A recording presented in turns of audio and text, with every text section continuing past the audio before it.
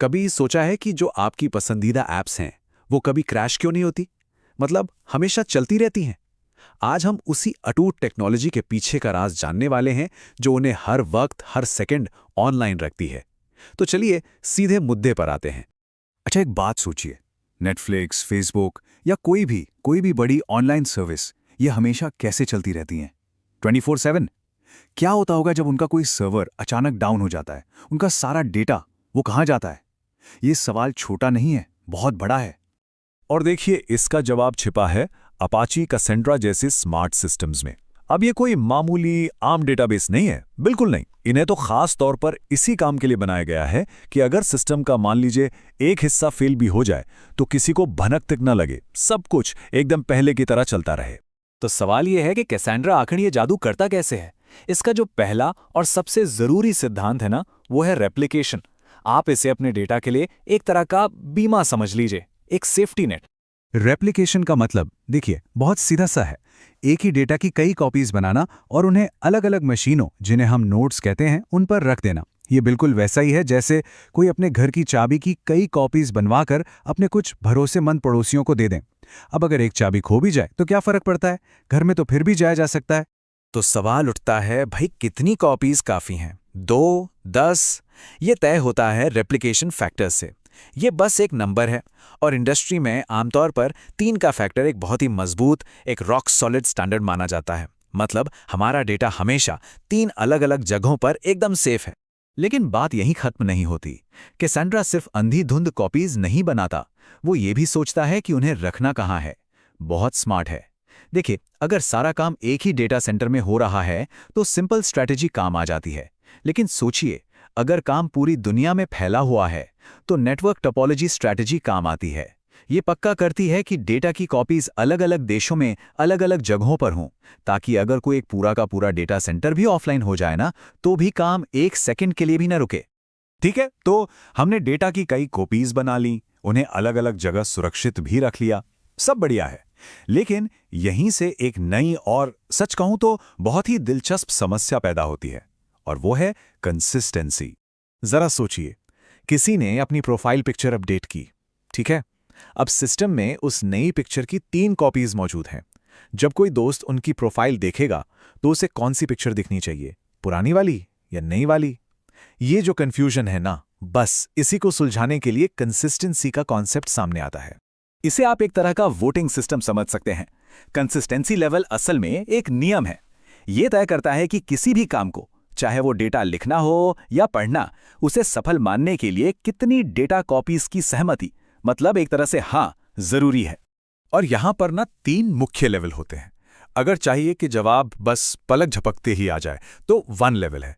यहां बस एक कॉपी का जवाब काफी है, स्पीड ही स्पीड। फिर आता है कोरम, जो स्पीड और सटीकता के बीच एक बढ़िया संतुलन बनाता है। यहां आधे से ज्यादा कॉपीज का सहमत होना जरूरी है।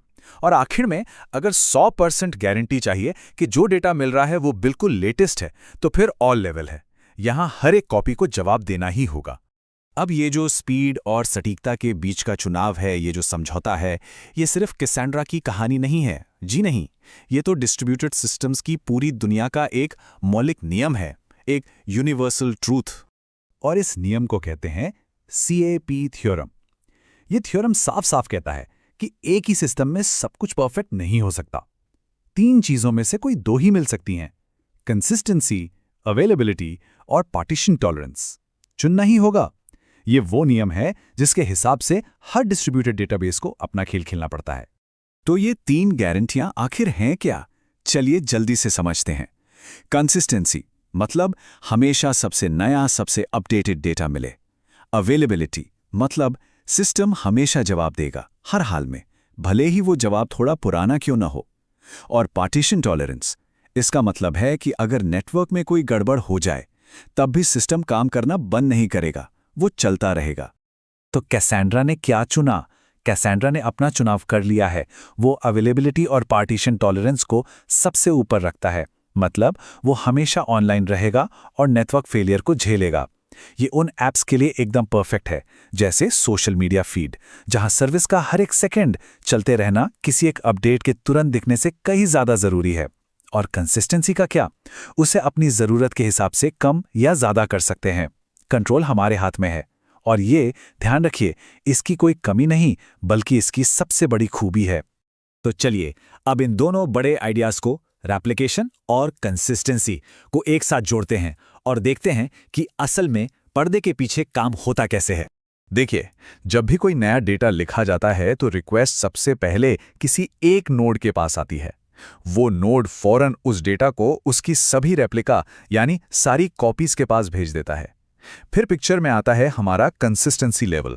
वो तय करता है कि ओके बोलने के लिए कितनी कॉपीज की हाँ जरूरी है, और जैसे ही वो जरूरी संख्या में कंफर्मेशन मिल जाते हैं, क्लाइंट को मैसेज चला जाता है कि हाँ, काम हो गया। और मान लीजिए डेटा पढ़ते समय कैसेंड्रा को पता चलता है कि अरे, अलग अलग कॉपीज में तो थोड़ा अलग अलग डेटा है। तो वो घबराता नहीं है, बिल्कुल नहीं। वो क्या करता है, वो सबसे नया वाला डेटा तो क्लाइंट को दे देता है और बैकग्राउंड में चुपचाप पुरानी कॉपीज को अपडेट कर देता है। इसी को कहते हैं रीड रिपेयर। ये इस सिस्टम की खुद को ठीक करने की एक कमाल की अद्भुत क्षमता है। तो ठीक है, हमने ये सब समझ लिया, रेप्लिकेशन, कंसिस्टेंसी, सीएपी थ्योरम। पर अब इस जानकारी का करना क्या है? इसे असल दुनिया में कैसे इस्तेमाल करें? इससे जो जरूरी बातें हमें अपनी जेब में रखनी हैं, वो क्या हैं? यहाँ कुछ जरूरी बातें हैं। सबसे पहले, हमेशा अपनी जरूरत के हिसाब से सही रेप्लिकेशन फैक्टर और कंसिस्टेंसी लेवल चुनें। यह सबसे जरूरी है। खुद से यह सवाल पूछना होगा, किसी एप्लीकेशन के लिए रफ्तार ज्यादा जरूरी है या 100% सटीकता? और आखिर में हमेशा ये मानकर चलिए कि सिस्टम में फेलियर तो होंगे ही, और ये अच्छी बात है क्योंकि कैसेंड्रा को बनाया ही इसलिए गया है कि वो इन फेलियर से आसानी से निपट सके। और आखिर में ये एक सवाल है जो सोचने पर मजबूर करता है। जब बात डेटा की आती है तो ज्यादा जरूरी क्या है, बिजली किसी रफ्तार या चट्टान जैसी सटीकता? ये वो चुनाव है, वो संतुलन है जिसे कंट्रोल करने की ताकत कैसेंड्रा हमारे हाथों में देता है।